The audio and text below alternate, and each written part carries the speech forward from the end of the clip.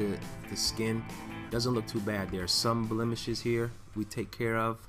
I'm gonna just put X's into all the little spots that I see, you know, we have to address with probably just a healing brush. Nothing real sophisticated here. Healing brush would take care of all of these things in less time that it would take me to point them out.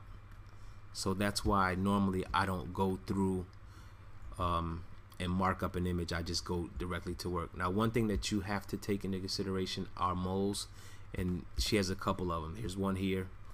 I see another one here, a couple here, and here. I normally remove moles unless they are on the face somewhere. Here's one here, but this one I would take out. Some moles add beauty, others add distraction. So in most cases it's a distraction, and I'm gonna remove it. Also see hair here that we should take care of. We also see hair. See this? See those things? Those small strands of hair? I like to take care of them. I hate to notice them, because once I notice them, I feel like I'm obligated to fix them. One other thing to say about hair is, see all of these strays? I think that they have to be addressed. At least most of them do. The hard part about this is that the depth of field on this image is shallow, because this part of the hair is out of focus compared to this part of the hair here. These crossing hairs I would probably leave, just because the image is not quote unquote super clean, so you could get away with leaving these hairs as they are. There are lines in the neck here that I would address here. More moles. Yeah, I would take out all of these.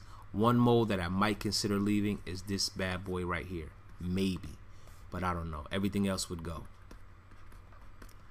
The next thing I look at before starting to retouch is things that are in the shot that shouldn't be. Prime example here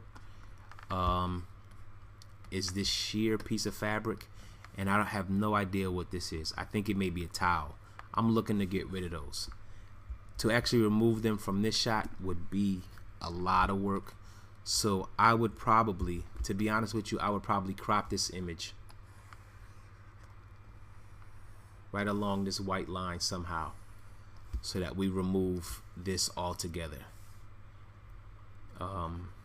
Simply because retouching this out, this sheer and this towel, I guess, will be a lot of work. Work that we could probably save ourselves from doing if we just are smart with cropping the image.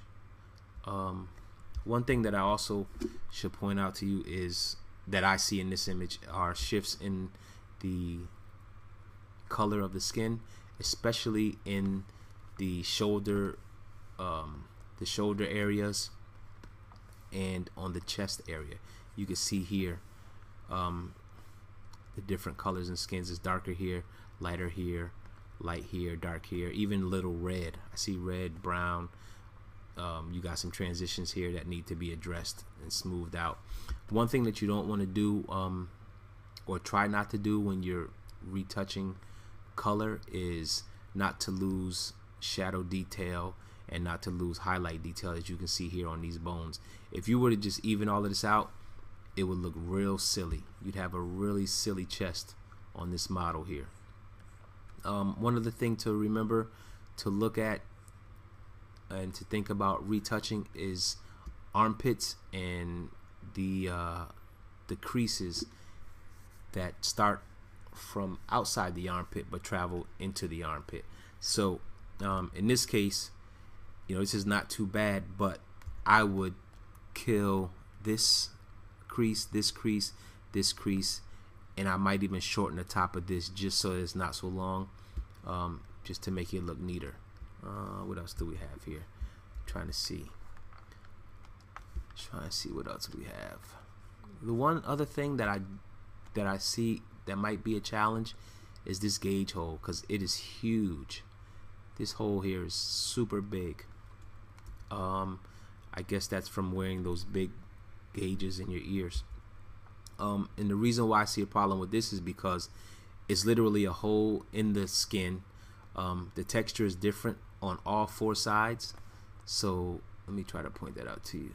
The texture is different on all four sides. Make a new layer. Let's see. So texture is different here. Where we at? Texture is different here. It's different here, here, and here. So if the texture is different from all four sides of the blemish, where do we pull texture from?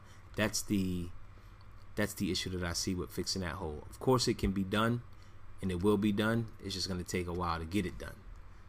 All right. So we'll zoom back out. So we're looking at this image and all the things that need to be fixed. There's probably one area that I didn't point out that you probably won't see until I point it out to you. And I'll tell you exactly what it is. I'm even in a different color. Let's take the color of the lips. Brighter. Alright. So when I looked at this image, one thing that I that was really distracting to me was the nose. Remember that light that's causing all of these shadows here, here, here, and even here? That light is causing her nose right in this area to look like there's a dent. So we have to address that. We have to address this entire area with some type of color matching from the area around it. Poses a little bit of a problem only because of the shape of the nose. We have to be mindful that when we're filling in spaces that we don't lose shape. And in this case, the shape of the nose is running down and around. So we have to follow that shape at the same time we do filling up this hole. So that will cause some people some problems, probably even cause myself a little bit of hair pulling, just because it is an issue for me. At least I see it now. I've seen it immediately, but now that I pointed out, I'm sure you see it too. What else? I think that's about it. Most of the stuff that I pointed out here can be achieved with the corrections can be achieved with nothing special. A healing brush, some liquify, and the brush tool. So